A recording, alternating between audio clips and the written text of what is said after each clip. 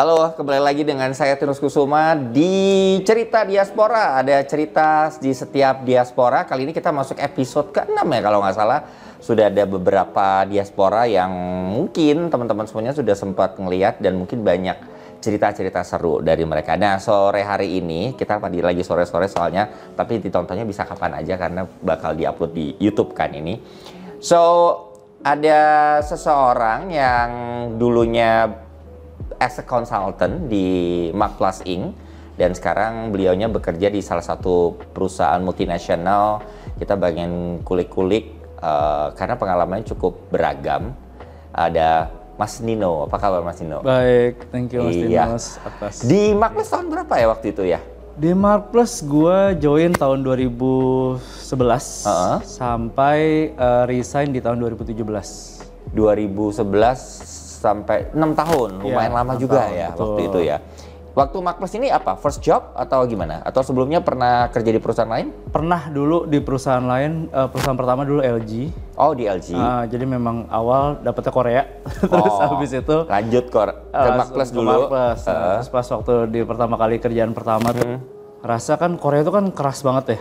Nah terus dapat bos juga keras banget gitu. Nah itu juga pengalaman pertama kali kerja, kok keras banget nih hidup ternyata gitu. Jadi LG itu adalah your first job? Ya, first Jadi job Marketplace waktu itu. yang kedua? Marketplace yang kedua. Oke, boleh tahu dulu backgroundnya dari lulusan mana? Dari lulusan terakhir tuh S2 di UGM, Jogja? Jogja. Ambil- Tapi ambilan di Jakarta. Oh, yang di sini ya? Yang di dekat sini, di dekat Tugu Tani. Nah itu Oke. Di LG berapa lama waktu itu? LG waktu itu setahun lebih lah, nggak lama Setahun sih. lebih. Terus kemudian di Marketplace-nya justru yang agak Justru cukup yang lama ya? Iya, bangun karir di sini lah bisa dibilang. Oke.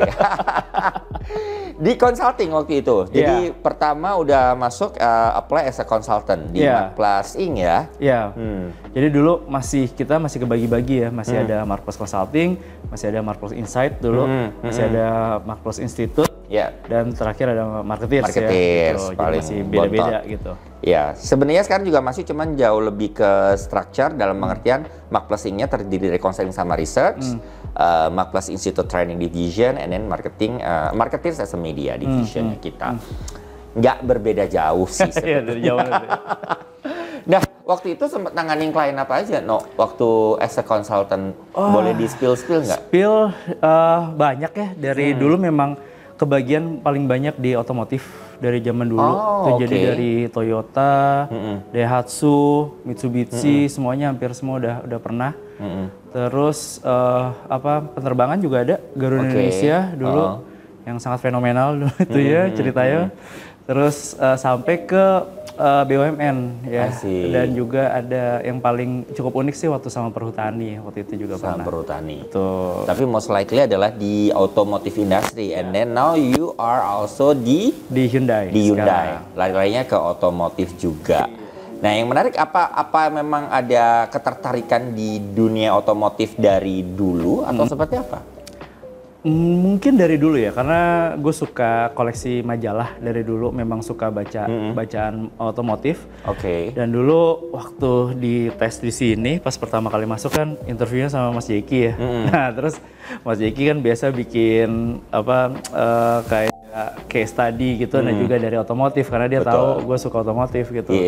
Nah terus setelah itu suka otomotif, suka baca-baca, ya akhirnya keterusan sampai sekarang gitu. Jadi pas waktu di konsultan, ya udah juga kita memang waktu itu dibagi, kita sempat gabung kan, terus dibagi per industri dulu ya. Nah, terus jadi automotive transportation logistik dulu. Dan sekarang di Hyundai ya memang punya ketertarikan di bidang otomotif sih bisa dibilang. Dari beberapa project yang sempat Nino tanganin itu ada nggak yang paling greget gitu? Mungkin dari sisi kliennya atau dari case yang harus dibantu atau dari timelinenya yang ini aduh mepet banget tapi harus kelar dan segala macam. Kalau yang paling bisa dibilang mepet ya, itu adalah Kaltara. Ingat kan? Ikut juga saya. Dimana kita I'm in. Gimana kita dulu harus bikin konten, ya kan? Dulu harus bikin 10 episode kalau nggak salah ya. Betul, bikin konten dan bikin acara juga. Nah, bikin acara, bikin konten, bikin acara di 3 kota dulu. Jakarta, Balikpapan dan di Tarakan, guys. Itu barang-barang kita waktu itu kalau nggak salah ada perluasan perluasan provinsi ya. Extend province, ada provinsi Kalimantan Utara kita bantu ya pada waktu itu proyeknya untuk branding. Nah, jadi waktu itu kan di akhir tahun ya proyeknya. Jadi waktu itu waktunya cuma 2 bulan kalau nggak salah. 2 bulan kita harus come up dengan brandingnya sendiri. Itu jadi intinya kan memang tentang branding ya.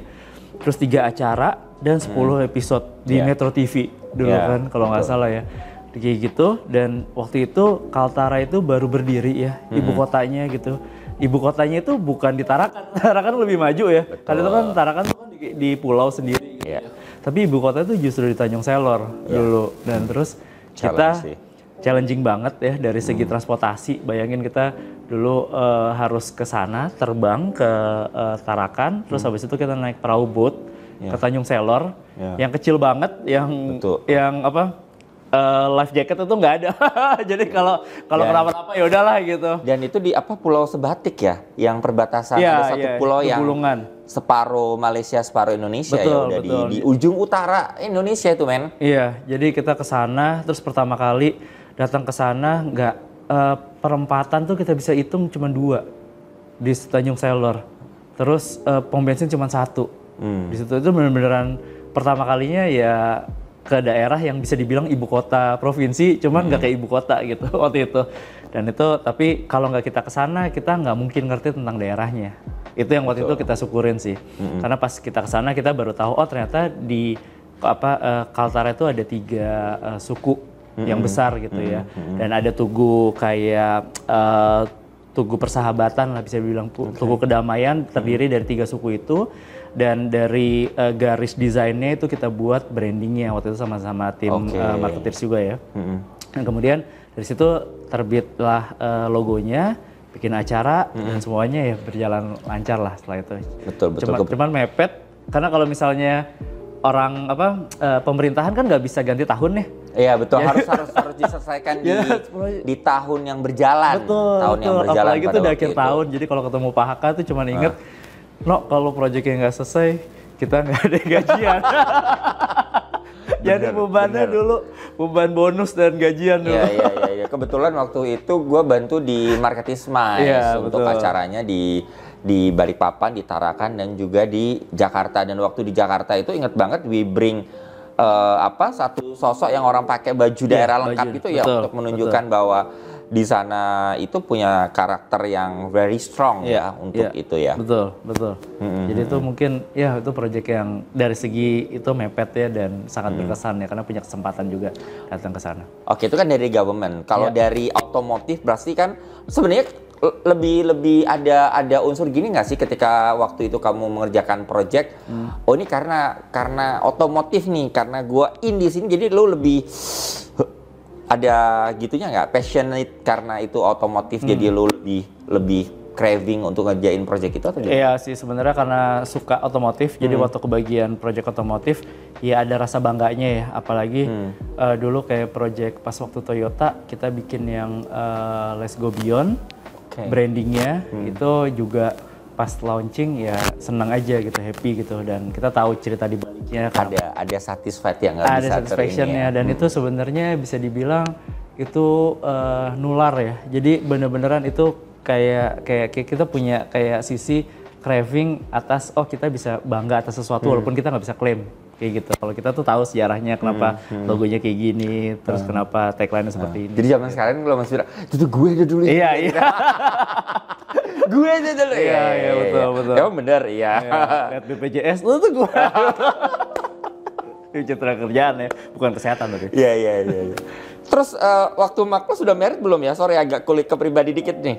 Waktu masuk Marples pertama kali belum, tapi sekitar 3 bulan setelah masuk Marples merit.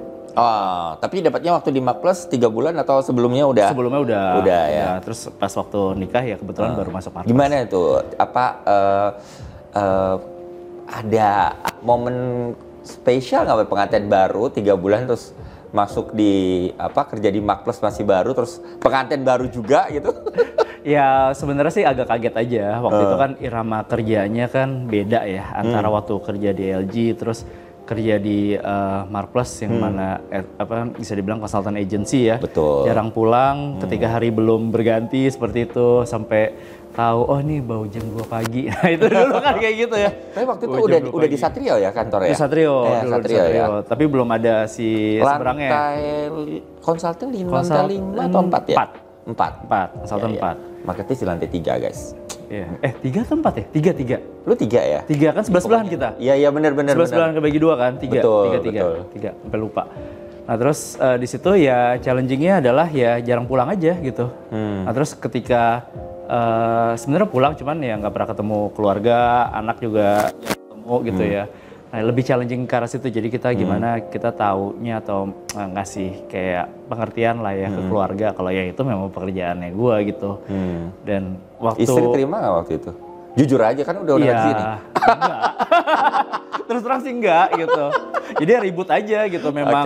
Mau ribut ya mau gimana gitu ya bisa dibilang ya sayang sama dua-duanya kan ya. Betul. Sama pasangan juga dan sama pekerjaan juga gitu. Jadi ya gue tahu kalau misalnya ini pekerjaan yang bagus buat gue, ya gue juga mau fight juga gitu. Untungnya istrinya ngerti ya. Iya.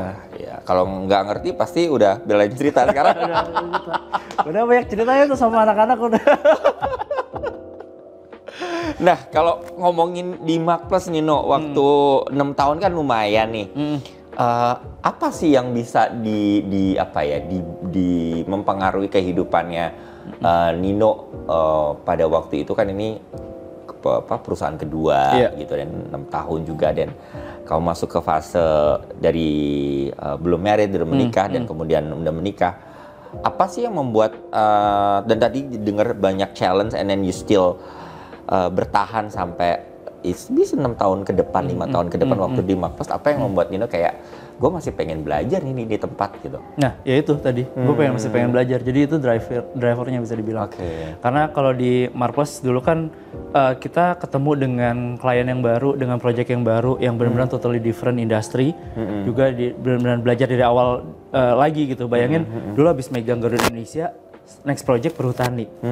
Bayangin ada terpentin, tuh apa itu? Benda ajaib apa itu? Dan kita harus belajar kayak dari awal sebenarnya gimana sih ini industrinya seperti itu, dan itu membuat gue itu ya suka gitu belajar. Jadi ke-trigger ke challenge. Betul, gitu trigger ke challenge, dan itu terus terang sih ngebentuk diri gue sekarang ya. Jadi kayak gue tuh pertama kali nggak takut istilahnya mau ditaruh dimanapun.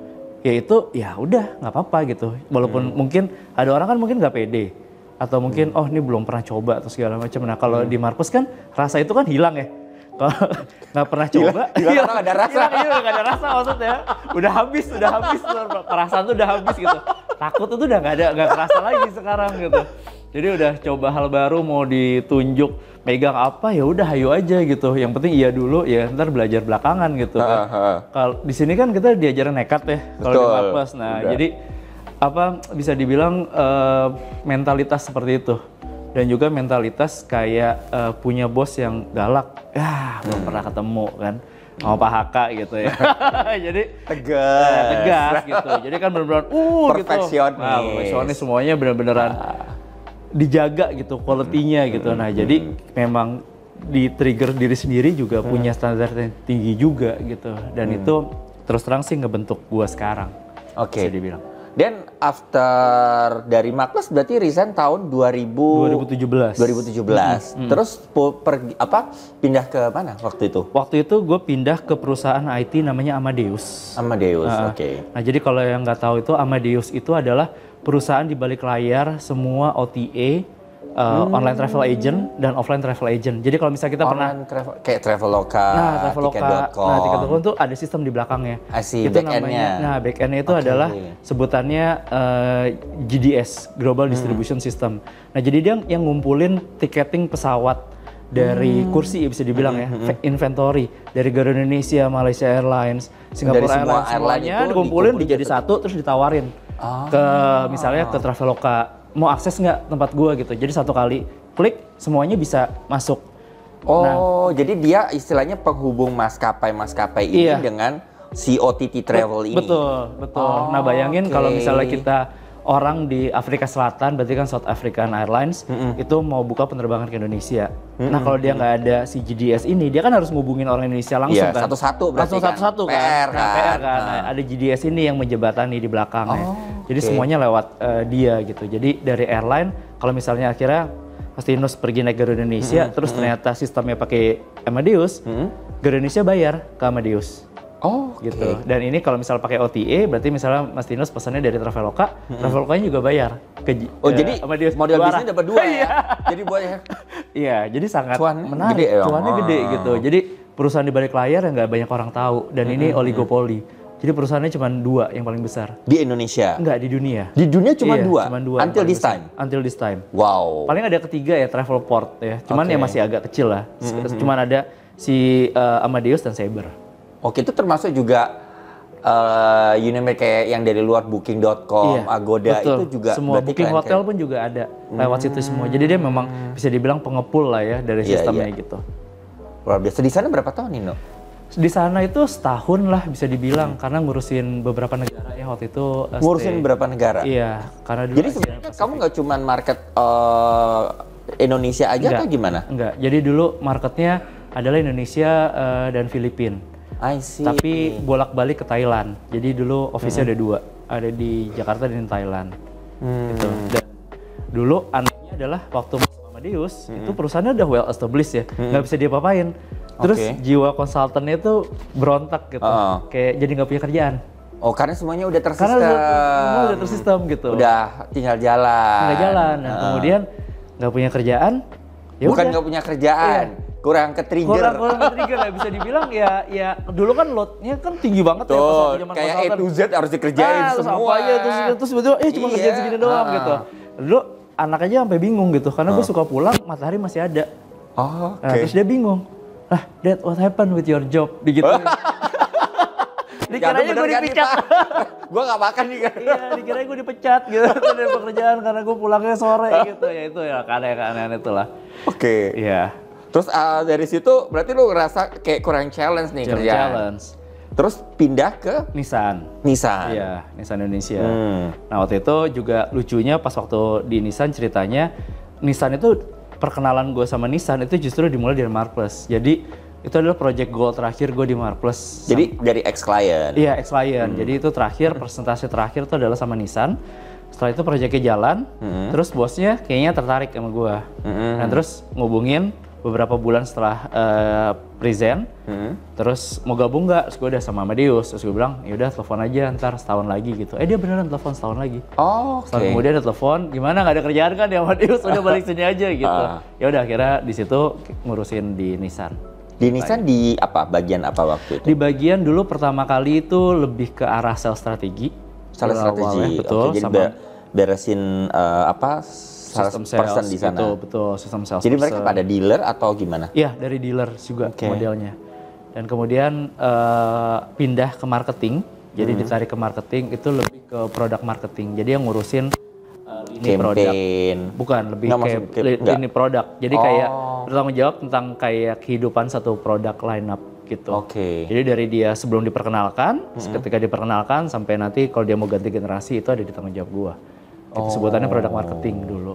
Nah itu yang mensetir, kayak misalnya produk ini komunikasinya mau gimana, channelnya via apa, target konsumennya siapa. Nah itu call-nya dari kita gitu. Nah dulu megang SUV. Itu nggak dapat template dari global untuk yang ini? Dapat. Cuman tapi kan lo yang coba mengimplementasikan dengan market di Indonesia. Iya betul, kan bisa aja strategi kita sama Thailand kan beda, walaupun produk sama seperti itu. Nah jadi kita coba pakai selera lokal bisa dibilang. Kalau tadi ngomong mungkin ada produknya sama tapi strateginya beda. Apa sih kalau misalnya bilang karakteristik orang Indonesia kalau mau beli mobil dari yang pengalaman kamu di otomotif itu seperti apa? Kalau orang kita tuh sebenarnya sekarang udah sedikit bergeser ya. Kalau dulu itu kita tentang bisa dibilang sangat economical. Jadi mau dilihat kalau misalnya mau beli mobil, yang penting harga jual kembalinya berapa. Terus habis itu mikirin networknya gimana segala macam. Nah, kalau sekarang tuh orang Indonesia tuh terutama Jakarta ya, itu sudah lebih berubah. Jadi sekarang orang-orang di Jakarta tuh yang penting desain dulu. Oke. Gitu. Itu sejak berapa tahun terakhir bergeser? Berarti kan ada perubahan pergeseran perilaku konsumen nih. Iya, mungkin udah sejak 5 tahunan terakhir lah ya. Jadi itu memang orang Indonesia sekarang itu yang penting dia pengen upskill secara desain. Upskill secara desain. Betul. Jadi dia pengen punya yang desainnya yang at least dia suka dan serupa dengan yang lain-lain. Jadi contohnya kalau misalnya ada satu produk yang tipenya maco, terus ternyata orang Indonesia suka nih tipenya maco. Nah, orang Indonesia yang mau beli itu biasanya akan setuju yang maco. Terus ada yang satu keluar lucu gitu bentuknya, dia nggak mau karena dia takut. Gitu. Jadi kayak FOMO juga, tapi dia yang penting desain dulu gitu. Yang sekarang lebih desain dulu. Terus sekarang Nino di Hyundai. Di Hyundai. Di Nissan berapa lama waktu itu? Di Nissan 2 tahun, 2,5 tahunan. 2,5 tahun. Ngurusin itu tadi ya? Ngurusin itu tadi. Product recycle, oke. Terus kalau misalnya sekarang di Hyundai, apa nih? Kalau di Hyundai lebih ke arah bisa dibilang corporate planning dan strategi gitu. Jadi memang balik lagi ya kayak konsultan ya, kayak internal konsultan di dalamnya Hyundai di balik layar juga. Tapi ya memang dan juga fokus ke arah produk juga sama gitu kayak waktu di Nissan. Jadi gimana caranya kita ngebawa EV ke Indonesia, terus cara komunikasinya, acceptance-nya model-model kita ketika kita perkenalkan. Kalau misalnya kita mau ganti model itu apa yang harus kita ubah dan segala macam, termasuk ngawasin sebenarnya kinerja masing-masing departemen untuk menuju ke strategi yang lebih besar seperti apa. Nah itu juga ada di situ. Jadi internal eksternal juga. Betul. Jadi pokoknya ya kayak masih jadi seperti internal consultant jadinya. Pokoknya apa aja yang belum ada ya diada-adain jadinya gitu karena dulu kan Hyundai itu di Indonesia kan baru ya secara prinsipal. Jadi dulunya kan masuknya distributor. Nah jadi waktu gue gabung itu umurnya itu masih 1 tahun, masih kurang dari 1 tahun. Jadi masih kecil dan masih banyak yang belum ada. Jadi gitu. Nah yaudah. Jadi ya semangatnya dari konsultan dulu dari Marplus yang gue pelajarin, ya akhirnya jadi nggak takut gitu. Ya akhirnya kita coba inovasi, bikin ini, termasuk memperkenalkan riset di dalam Hyundai. Karena dulu itu belum ada seperti itu. Nah, ini kan di multinational company ya dari perusahaan Korea Selatan yang kita tahu etos kerjanya orang-orang di sana itu tahu sendiri lah ya. Terus sama culture di Indonesia, and then kamu ada di bagian situ yang harus mengkonekkan dengan culture di HQ, culture-nya Hyundai nih dengan culture Indonesia, challenge-nya gimana?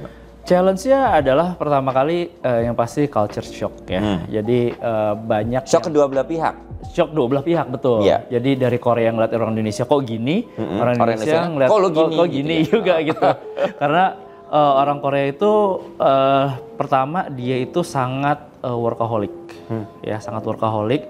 Terus dia itu sangat bisa dibilang otoriter. Top down decision modelnya. Jadi kalau kita mau ngomong agak susah kalau misalnya itu terlalu jauh gitu. Bahkan diatur. Jadi misalnya yang bisa ketemu sama presiden direktur levelnya harus apa gitu.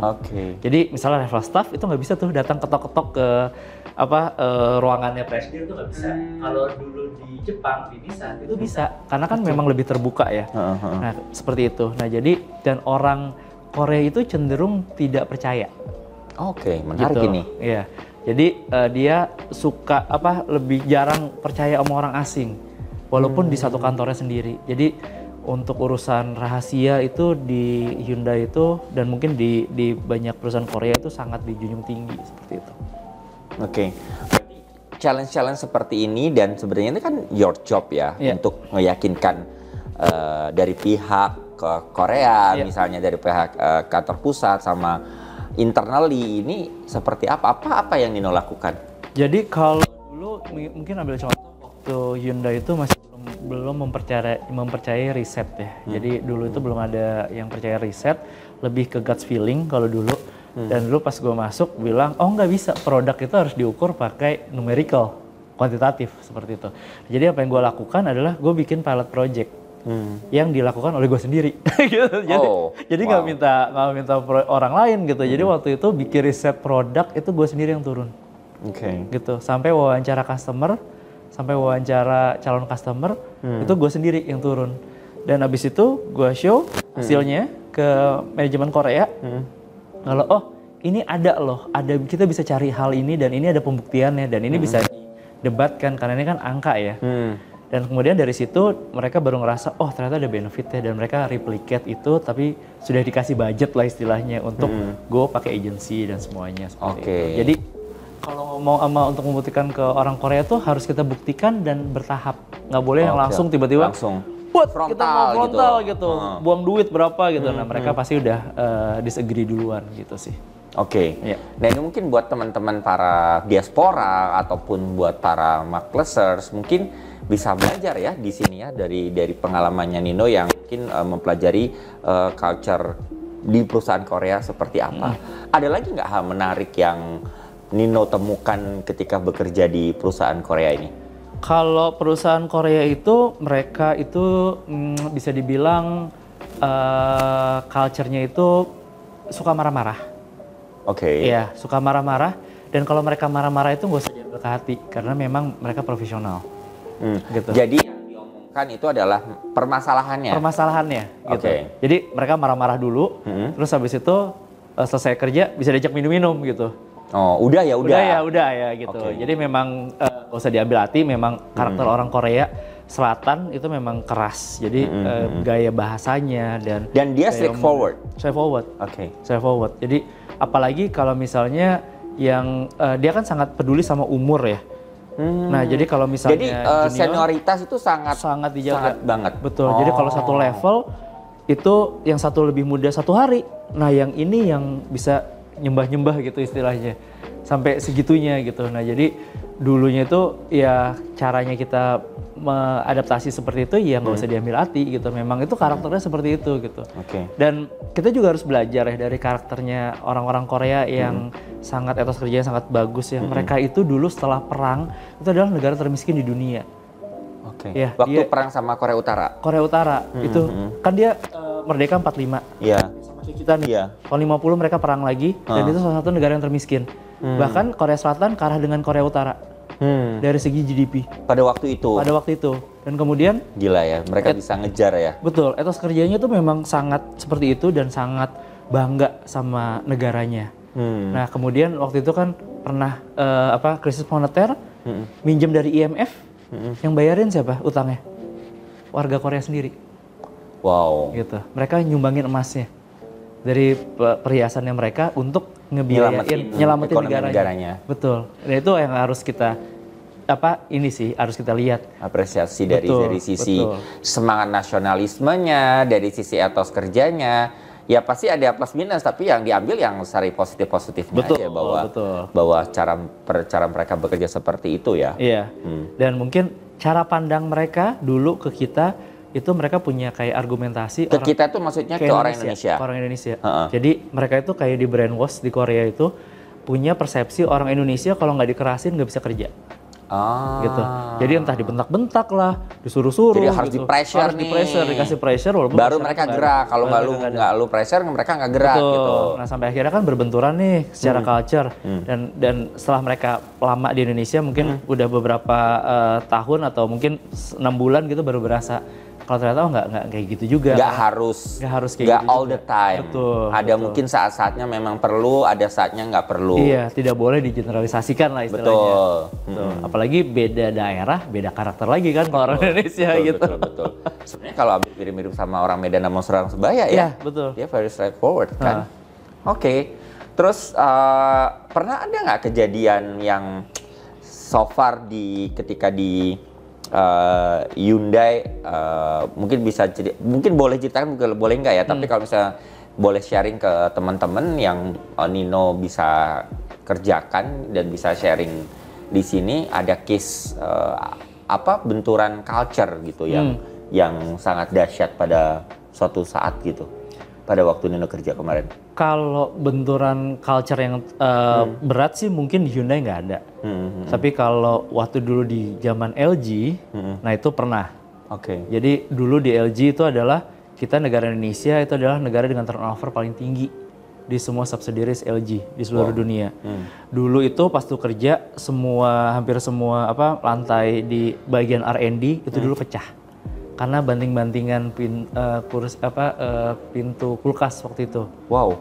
Nah, karena mereka nggak boleh kontak fisik, mereka kebaran gitu, bareng-barengan. Nah, akhirnya di situ ada kayak task force dari LG Pusat ke direktur HR-nya untuk bikin sesuatu di Indonesia waktu itu. Nah, sampai akhirnya diteliti permasalahannya, ya udah ketemu gitu. Ada berbagai macam mediasi lah bisa dibilang, sampai memberikan kayak ruangan-ruangan khusus untuk meluapkan emosi baik dari sisi orang Korea dan orang Indonesia. Dan sampai sekarang sih kedengar-dengar sih udah lebih baik ya kondisi udah getting better lah ya. Oke. Menarik banget ya teman-teman semuanya. Nah, ini mungkin Nino buat teman-teman diaspora dan juga Mark Plusers yang sekarang masih ada di Mark Plus. Apa sih yang bisa Nino bagikan gitu? Belajar dari Mark Plus, kemudian belajar dengan culture Korea seperti ini di in your life gitu. Ada hal-hal yang ingin di-sharing. Kalau misalnya apa yang dipelajarin ya, misalnya dari zaman Marcus dan masih dibawa sampai sekarang, yaitu jadi pokoknya jangan takut kalau misalnya untuk meraih ke depan, kesuksesan semuanya itu pasti ada challenge-nya. Tapi kalau misalnya kita berani dan kita memang percaya kalau itu jadi, ya itu kayak bisa dibilang kita kayak memvisualisasikan diri sendiri ya, kalau misalnya kita mampu dan pasti kita bisa, dan semua semesta tuh juga mendukung kita gitu. Nah itu yang harus ditanamkan sih. Jadi kalau misalnya kita ngerasa kayaknya karir gue begini-gini aja, atau mungkin kehidupan gue kok begini-gini aja, kayak nggak ada masa depan segala macam, mungkin belum saatnya. Karena gue percaya kalau hidup orang itu nggak pernah sama secara timing gitu. Bisa aja sukses di depan, berantakan di belakang. Ada orang berantakan di depan tapi sukses di belakang gitu. Dan nggak pernah bandingkan, jangan pernah ngebanding-bandingin. Jadi misalnya kita ngerasa kita nggak puas, gue selalu bilang sama orang yang ngerasa atau ngeluh dalam hidupnya, banyak orang masih bermimpi menjadi kita, ya kan? Ya. Dan kita masih bermimpi untuk menjadi orang lain gitu. Pasti. Sedangkan mungkin itu membebani kita. Tapi jangan lupa gitu, jangan cuma ngeliat ke atas dan semuanya kayak ngerasa nih kurang sana sini ke arah sini. Masih banyak loh mungkin orang yang contoh nggak punya pekerjaan, pengen punya pekerjaan. Contoh yang belum berkeluarga, belum punya anak, pengen punya anak. Jadi masih banyak hal-hal dari hidup kita tuh sebenarnya bisa kita syukurin. Betul. Dan itu bisa buat tenaga kita ya untuk berkarya terus di masa depan. Dan jadinya energinya lebih positif. Betul, lebih positif gitu. Jadi jangan ngeluh terus. Bersyukur. Kalau orang Jawa bilang itu sawang sinawang. Rumput tetangga tidak selalu lebih hijau. Betul. Gitu Nino. Betul. Nino, terima kasih banyak atas waktunya. Juga, seru banget ngobrol-ngobrolnya. Ini obrolan singkat tapi padat, jelas banget. Ini banyak banget pelajaran-pelajaran yang bisa dikulik dari seorang Nino. Terima kasih banyak. Thank you, Mas. Sukses di pekerjaan dan di keluarga. Amin. Terima kasih. Thank you.